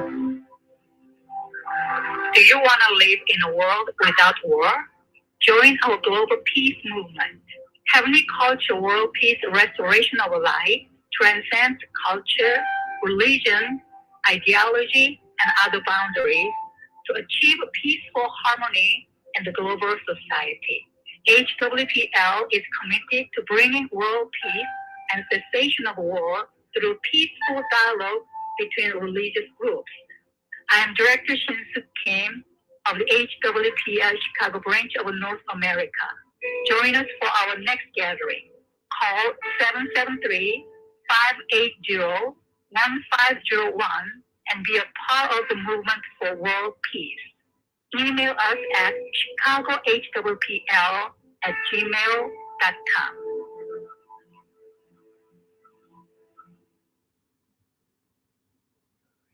I'd like to talk to some of the people from HWPL as it's the 10th anniversary of the Boston Carnival for Nonviolence this year. Yes. So we need to talk about that soon, Naima. Yes, we'll definitely arrange that. Yes. Okay, so it's month. This is March, it's Women's History Month, and I would like some information about women's history, Cody. As you know, I do a presentation on the role of the modern griot, in which I explore a little bit of women's history, and I know that women's history is treated very much the way Black history is treated. What are your thoughts? That's true. I mean, there's lots of lack of representation and coverage of Black women, in particular when it comes to history. I'll give you an example. We got Phyllis Wheatley, and I think she's a huge icon in America, and she came to the UK, to London in 1773. This is during, of course, Baby Book in America over here. And she publishes a book, and it becomes the first book to be published in modern times by a Black woman. And right now, Phyllis Wheatley is taught in universities across America. She's an icon of not just American literature, full stop, also of women's literature and Black literature. And her legacy has been recognized with a plaque in her honor at a hotel not far from Aldgate East Station, which is near where her book was published in 1773. And that's an example of an international literary icon who is huge in America. Actually, she's published a book in London, but until he put the plaque up a couple of years ago, people had no clue that she was here, what she did, or how important she was. Whereas nowadays, I have girls' schools who are actually doing lectures on her in the assemblies because of what we did to that plaque. Wonderful. Well done. Well done. So when you say we, who are you working with to put up that plaque? Okay, so that is Nubian Jack. Nubian Jack is a charity which specializes in putting up blue plaques to Black people. And they have put up about 80 plaques so far, and 2 statues too, to recognize individuals who've done important, amazing work. So one was Phyllis Wheatley.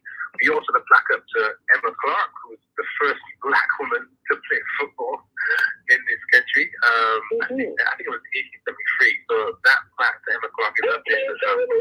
Seriously? Wow. Yeah, I'm pretty sure that was the year.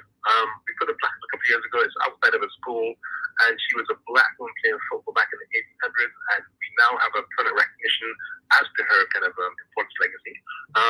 And when it comes to others we got planned, we're planning to do one, hopefully, for Dr. Beryl Gilroy, who's one of the first Black head teachers in London back in the 60s. And when she was proposed to be a Black head teacher, they were, she had death threats, she had neo-Nazis kind of right next to her, etc. But she was a Black head teacher, not just taught at the head level. She also wrote children's books for Black children, featuring Black children. At a time, there was no such provision available. So Dr. Beryl Gilroy, and she also wrote a book, I should say, she wrote a book, the book is called Black Teacher. And that book, Black Teacher, covers the experiences she had as a Black teacher in London in the 60s, 70s. And it's amazing because, for example, it talks about how the white kids in the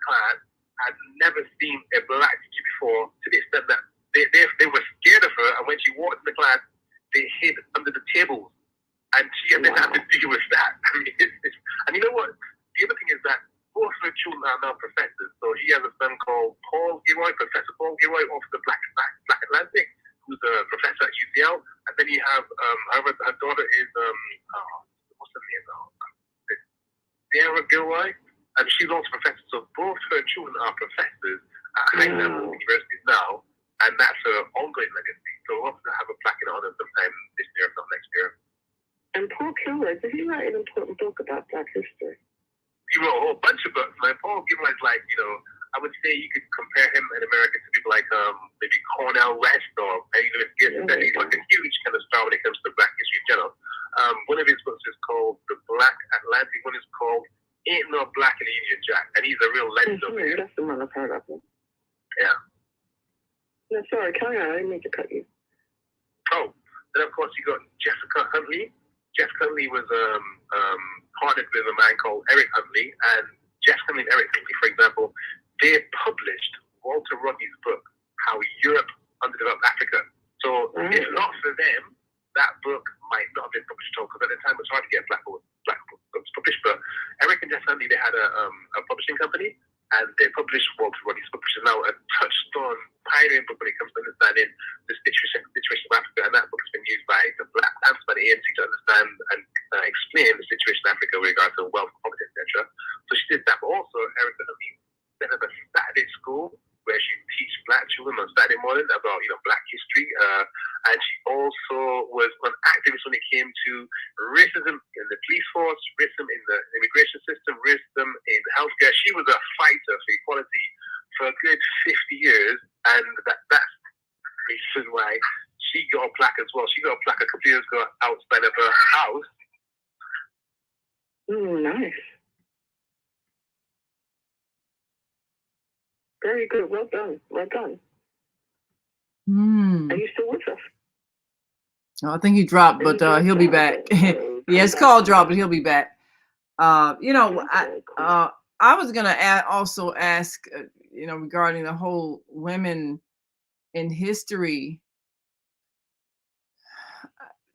I know here we had a lot of conflict in some areas when it came to the women's movement, because the white women didn't want to address the racism, but they wanted us to. As far as I'm concerned. I mean, do you think that conversation has moved on? I think we're still there, because a lot of them, they feel that they want Black women to be allies in pushing for women's rights, but when we address the racial issues, we just have different opinions on things. I'm even looking at what we just went through with this mayoral race, this recent mayoral race here in Chicago, which is going to be a runoff between a Black man and a white man. The Black woman was not reelected, and I think a lot of the white women may have gone toward the white man because he was talking about how he was going to crack down on crime. And for a lot of white people, the face of crime is a Black male face, and so in Chicago, that is the face of crime. Come on now. Do you know that for a fact, or do you know that's what's in the media? Do you know that statistically? Well, yes. Well, according to the Chicago Tribune, Chicago Sun-Times, and ABC7 Chicago, that's the face of crime. And you've listed all the propaganda sources, but no real figures. But they're only focusing on certain types of crimes, and we're not focusing on white collar crime. And this is something that white collar crime is business. Come on now, Zhana. You talking about this? I wish it was more white collar crime. I really do. So it is in St. Louis. So if somebody goes into Pianki, let me ask you this. If somebody goes into your bank account and takes your money, that's okay because they didn't rob you with a gun, they just took it out of your bank account. Is that better? Well, the IRS does it, and Joe Biden just hired 87,000 more to do it. So you're saying it's okay? It's legal. Is it okay? If they take your money, is it okay? Right or wrong? It's Naima. It's about the law. You cannot go and say that I'm suing him because he done something I thought was wrong. No, you can only say that he done something that was illegal. Well, what we do here on the Female Solution is assess what is right and wrong in order to right the wrongs. Otherwise, our society will stay as it is, which is wrong. We can't keep hurting people and then getting upset. Can't be too bad. White women can't be too bad. Look how black men are marrying them. Well, look at how white men are marrying black women. Same thing. I mean, everybody's marrying everybody as far as that goes. You know, that's a personal choice. But when it comes to being fair about the currency that we're all agreeing is the means of exchange, if someone takes it from you in a way that is unethical, whether they take it by force with a gun or take it in a way that is unethical by taking it from you without your consent, it's still theft. So crime is crime. And whether or not a person goes to jail doesn't make it be a crime, whether or not it's a violation of your rights and the respect and your dignity. That's what makes it a crime. So the sources that you named, Sun-Times, Tribune, these are propaganda sources. Just because someone says we cover news, they cover their point of view, which is tied to an economic agenda, which makes it propaganda and not fact.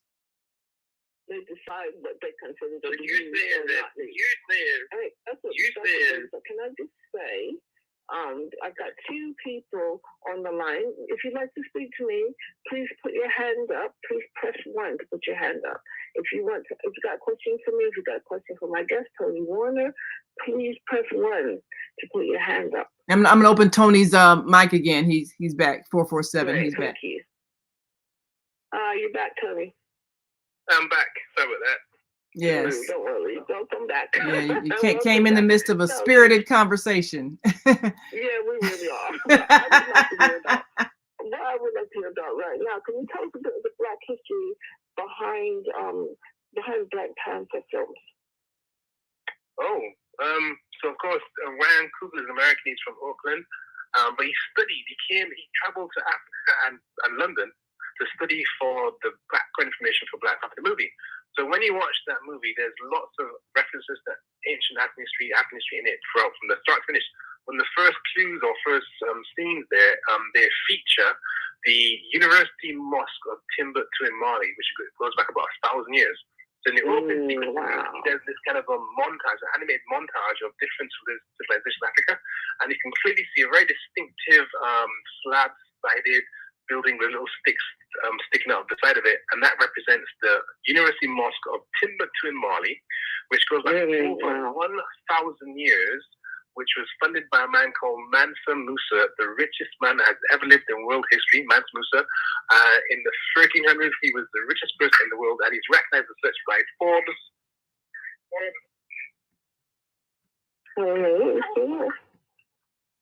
Yes, spread gold all over. Yeah, well, he spread gold all over Africa when he traveled, and just changed the whole economy. Because if everybody's got gold, then who's poor? So I don't know if he caused inflation or whatever, but You're not mentioning all his sources of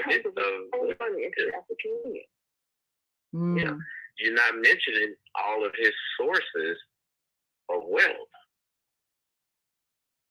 Go on. Were they the salt mines? Slaves. You saying he sold them? About that because the Honians, for a time, was very, very active in capturing Black people and selling them to Europeans, capturing Africans and selling them to Europeans. And they made fortunes from doing that, and they mentioned that in the movie. But can we just talk a bit about how the women are portrayed in Black Panther? Tell us a little bit about that, please, Tony. No, Tony hasn't dropped again. Oh, did he? Oh, what's happening? Hello? Oh, here we go. He's back. Okay. Yes. Okay. Right. Was Mr. Pianki saying that Mansa Musa was a slave trader? because Mansa Musa's money came from gold and salt. When he traveled on his pilgrimage to Mecca, he gave away so much gold that the price of gold was diminished for about 7 years. His wealth came from gold and salt. And it seems that Mr. Pianki finds every other reason for racism other than racism. That's what I've heard so far from Mr. Pianki. No, and Mansa Musa and Nzinga both, they dealt in slaves. I mean, that's just what people done then. No, Nzinga did not. I did the research on her. I did the research on her. I mean, you, Pianki, it seems like you follow a lot of British versions of history justifying what they did. No, I do not. You're the one that's always following the race version. That's why I don't allow my children in the classroom, because you make it one-sided and biased. You can't do that. Things happen in history has happened. I mean, that's what happened. That's true. I mean, I have admitted that Black people were involved in the slave trade. Distorted, marginalized, and lied about. That's why we need to keep talking about our history. You absolutely, and you know, people today, you have notorious things going on in Northern Africa today. That's true. You have over 300,000 kids being killed by Black groups. You have the Fulani fighting the other tribes, and they're instituting genocide.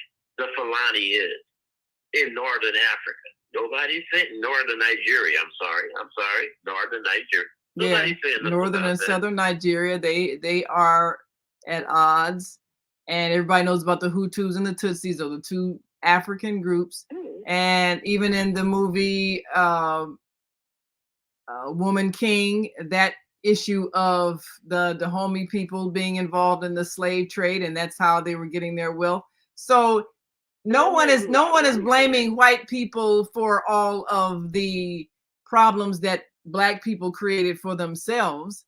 I think everybody has to be responsible for their own things, though, because Europeans did horrible things to Europeans. You know, they were doing horrible things to Europeans before they came over here. They just did the same horrible things to the people over here they were doing to themselves. Another thing that's terrible. Another thing that's terrible. They exported those same behaviors. Right. Another thing that's terrible is labeling any person with skin other than really. Uh-oh. What happened?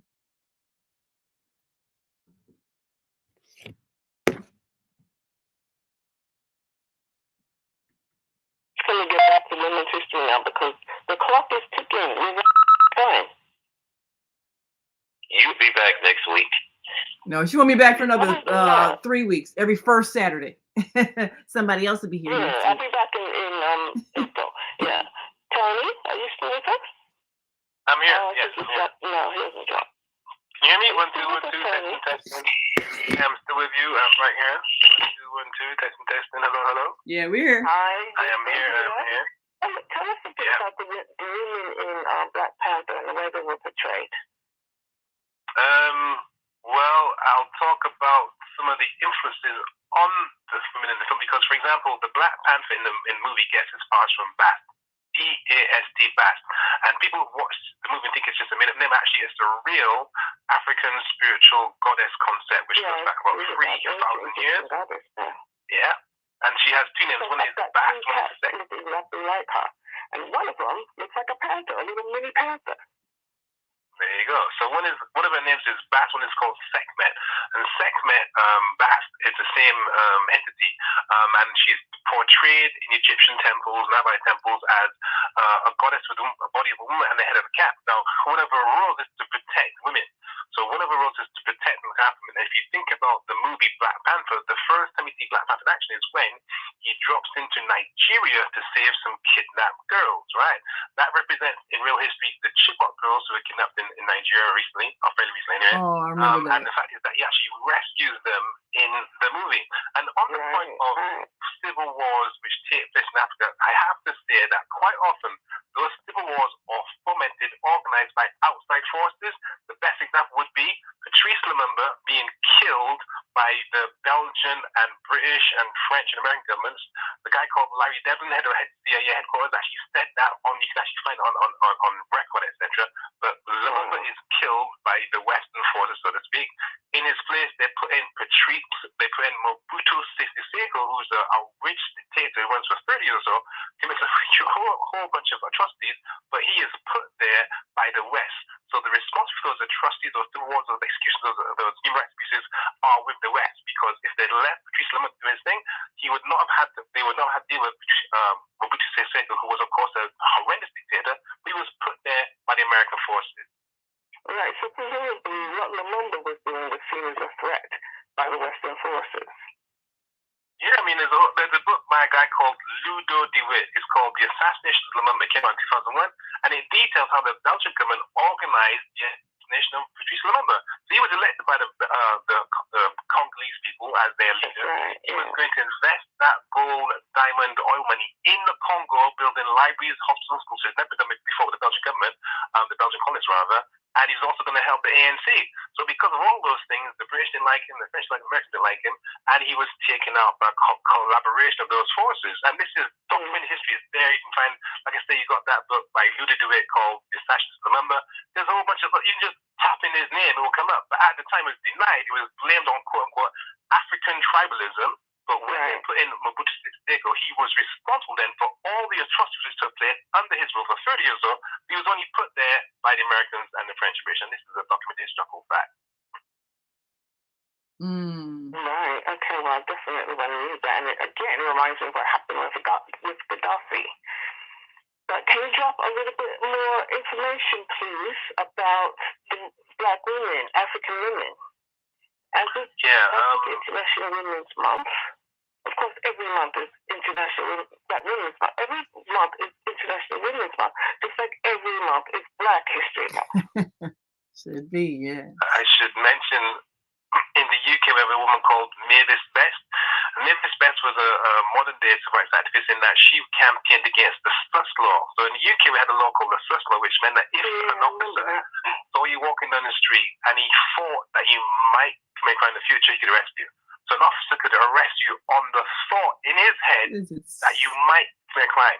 It was called the Sus law, and of course, it devastated the Black community.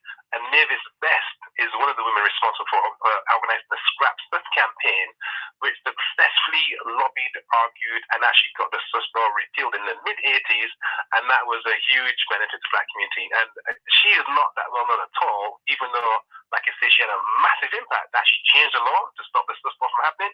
Even American comparison, I think in New York, it's called the Stop the Trade, which is a big issue for us there. Something like 1980 or something, on holiday, came to London on holiday, he got arrested. And he said he was arrested for stealing a woman's handbag, but there was no woman and there was no handbag. That's what used to happen to people under the Sus law, that he was a U.S. citizen. Just make up stuff. Zhana, you've got a caller on the switchboard. That was called Stop and Search. And I remember going to a presentation of yours, Tony, ages ago, and I was saying, isn't Stop and Search still the same thing that they used to do? And all these people were saying, no, it's not. It's not. But the truth is that it is. Because they put a law into place saying the police now have to produce all this documentation explaining why they arrested a black man or a black boy. But they don't arrest them under that law. They arrest them under a different law, which is to do with public order offenses. And public order offenses are mostly committed by white men and boys. Zhana, you've got a caller. And they're still the behavior is still continuing. Zhana, you've got a caller, 312-848. Did you want to take the caller? Yeah, welcome. Welcome to the show. Hi. Who's calling, please? Rashida Ali. Hi, welcome. Do you have a question for my guest? Yes, I do. Yes, I do. I have a statement more than a question. The issue of Black people and enslavement. Everybody's put people of color in slavery, even their own people. And we're under, in my opinion, we're under formal enslavement right now. And being born in America, I happen to know that the big greatest slave owner was the black man, and he did it for money. So right now, the way the situation is in our environment here in America, people have the slave mentality, and they are enslaving each other. Because it's a crime shame in your own community. You're not free, and you're all people of the same color, and they all oppressing each other. You know what I'm saying? So, this is what we said. The gentleman is Zhana. I don't know why. Sometimes I can't remember his name, but he first was the one who set up Negro History Week, which eventually became Black History Month. He said, Carter G. Woodson. Yeah. Once you've been brainwashed by white people, by the racist system, then you don't have to do anything to you. You do it to yourself. You do it to you and yours. Once you've been brainwashed. Yes. And that's what's happening now in our community in America. That's right. So what's the solution to that? The solution, I think, is to start a healing process, organizing for a healing therapeutic, because it's a psychological effect. And I completely agree. Have you read Naomi's book, African American Psychic Trauma? Yes, exactly. Because that's what she's talking about in that book, isn't it? And she's got a chapter about African American psychic trauma in my new book, which is going to be the new version of Success Strategies for Black People. And I put a lot of emphasis on healing in my work because that's what needs to happen. I completely agree with you. Where do you think the healing needs to start?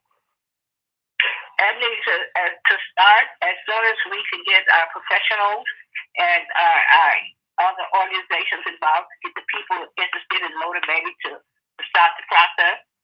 And well, you know what? I've been in therapy for many years, and it never helped me very much at all. And I think the process has to start with ourselves, with the inward, and also with education. That's where the process has to start. Yeah, because no professional can help us until we take responsibility for our own healing. That's my opinion. What do you think? Say that again? I said no professional can help us until we take responsibility for our own healing. What do you think? That's what I was saying. Perhaps you did not hear me. I was saying is that organizing, and we have to do it in Chicago, precinct by precinct, to start the healing process with those who are in leadership, politically or otherwise, to start a clinical process. And everyone is involved, especially those who are on disability, Social Security, that has substance abuse. Because most of the people, if you do an observation in your own neighborhood like I have, you'll find out that most of the people are traumatized. And then they traumatize others. Then the children start, that's exactly what happens. We traumatize our families, we traumatize the next generation, because we're traumatized ourselves. We have to heal ourselves. Yes. So I think we need to be our own healers. It has to start with self. That's why it has to start with the individual. Not by looking for leaders, political leaders, or any other kind of leaders. It has to start with the individual. We have to stop 90 seconds. What I'm saying, first, everybody that has common sense know that you start with self. Because most of us want other people to change, right? We don't want to change ourselves. We want other people to change. But this is how it goes. I'm just trying to let you hear me so you can, honey, I'm listening. I'm saying that you can't just go inside yourself only. But once most people don't even acknowledge that they do have to. Exactly. I'm not saying that going within is the end of the process. I'm saying that's where it has to start.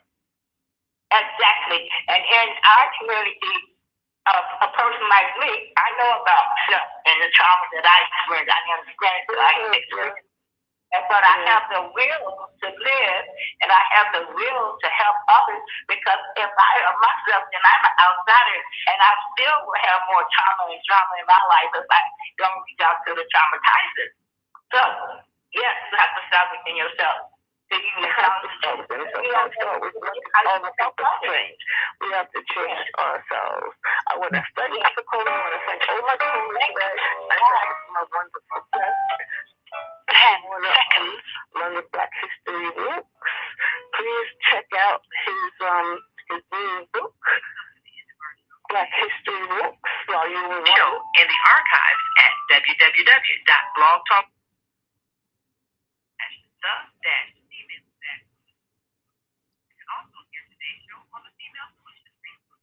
I will be Facebook.com/. All right. We'll see you next month, first Saturday of April. We'll be back with, yes, let's enjoy our Women's History Month. Thank you so much, Zhana. It's been great. Thanks to Tony Warner, and I believe his website, is it London Walks? London Black History Walks. If you Google London Black History Walks, you will find him. He's also on Twitter, and he's also on Facebook. All right, Google London Black History Walks and find Tony Warner, who is the founder of London Black History Walks. And yes, have a wonderful month, everyone. See you next month. See you next month. And Zelda says, great show. Thank you, Zelda. And she says, oh, yeah, look up the state Tennessee firing squad bill. Uh-oh. Yes. Giving us a link for an article we need to know. Thank you so much, and we will see you next time on the Female Solution. Pakistan, Shukriya, Afghanistan, Tashakkur, Saudi Arabia, Shukran. Assalamu alaikum wa rahmatullahi wa barakatuh. Thank you, and may peace be upon you and the mercy of God and God's blessings.